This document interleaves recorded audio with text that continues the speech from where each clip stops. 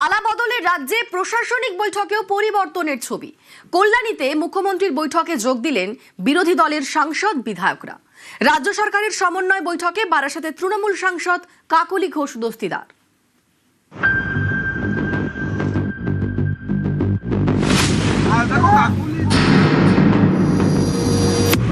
যারা অনেকদিন পরে সত্য কথা বলছেন তারাই বিশেষ বিশেষ সাংসদ। যারা বলছেন যে আপনারা আমাদের স্বাধীনতা পাইয়ে দিয়েছেন। প্রশাসনটা সবার, প্রশাসনিক বৈঠকে চিরকালই আমরা আসি, সেটা কোনো দলীয় কর্মসূচি নয়। তৃণমূল আমলে বারবারই অভিযোগ উঠত, প্রশাসনিক বৈঠক হোক বা সরকারি কোনো অনুষ্ঠান, বিরোধীদের ডাকা হতো না। রাজ্যে পালা বদলের পর সেই ছবি বদলে দেওয়ার প্রতিশ্রুতি দেন মুখ্যমন্ত্রী শুভেন্দু অধিকারী।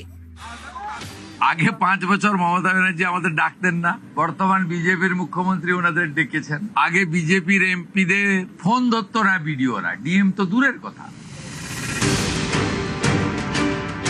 যেমন কথা তেমন কাজ। 21শে মে দুর্গাপুরের প্রশাসনিক বৈঠকে আমন্ত্রণ জানানো হয় বিরোধী সাংসদ বিধায়কদের। মঙ্গলবার কল্যাণীর সমন্বয় বৈঠকেও একই ছবি, রাজ্য সরকারের বৈঠকে বিরোধীরাও। উত্তর 24 পরগনা, নদিয়া এবং হুগলি 3 জেলার সমন্বয় বৈঠক ছিল এদিন।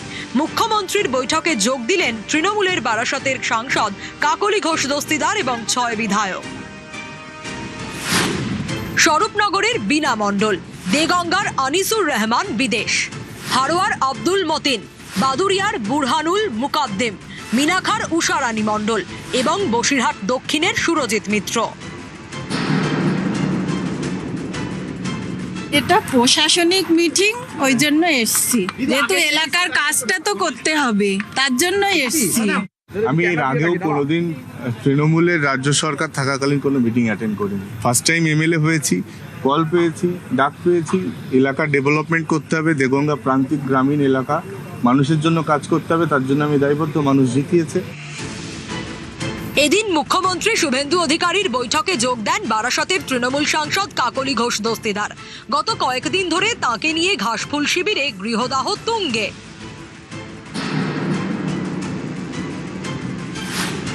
লোকসভায় তৃণমূলের মুখ্য সচেতক ছিলেন কাকলি ঘোষ দস্তিদার। সম্প্রতি কাকলিকে সরিয়ে কল্যাণ বন্দ্যোপাধ্যায়কে এই দায়িত্ব দেয় তৃণমূল। পদ হারিয়েই সোশ্যাল মিডিয়ায় সরব হন তৃণমূল সাংসদ।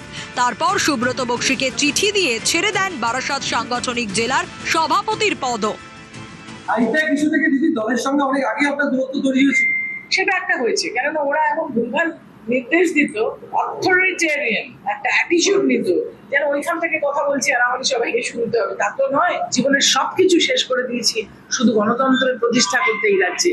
সেখানে আমার সম্বন্ধে যদি কেউ কিছু বলে বা আমাকে যদি শেখাতে আসে, সেটা ভ্রান্তি নয় তার।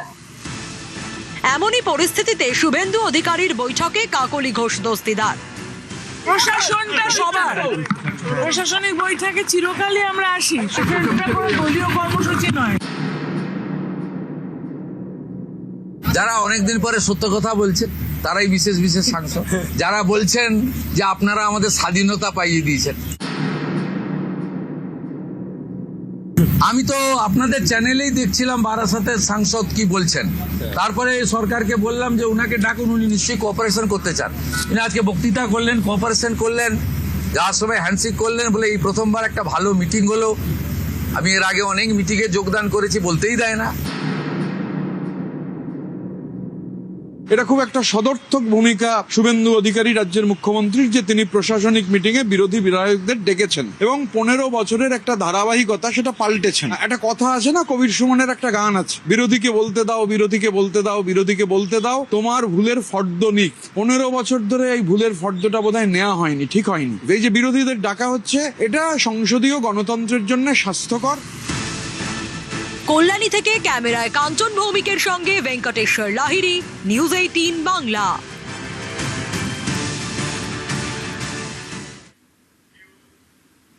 উন্নয়ন ইন, রাজনীতি আউট। উন্নয়নের রাজনীতির জায়গা নেই দাবি সাংসদ কাকলি ঘোষ দস্তিদারের।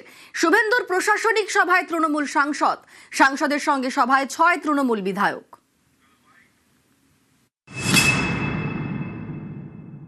পিএম রাত্রিরে আমায় ফোন করেছেন, উনি বলেছেন যে 3টে জেলা নিয়ে প্রশাসনিক সভা হবে এবং সেখানে সাংসদদের বিধায়কদের উপস্থিত থাকতে অনুরোধ করা হয়েছে।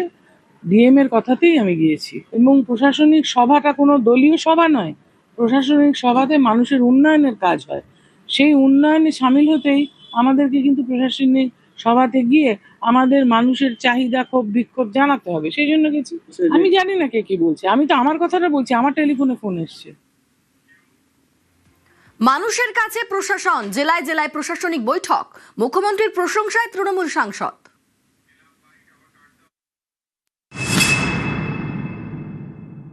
এইভাবে ঘুরে ঘুরে প্রশাসন মানুষের কাছে পৌঁছেছে অ্যাডমিনিস্ট্রেটিভ মিটিংয়ে। আজকেও সেই রকম ভাবেই কিন্তু অ্যাডমিনিস্ট্রেটিভ মিটিং হলো, তবে কতগুলো কড়া পদক্ষেপের কথা মাননীয় মুখ্যমন্ত্রী শুভেন্দু অধিকারী তিনি ঘোষণা করলেন।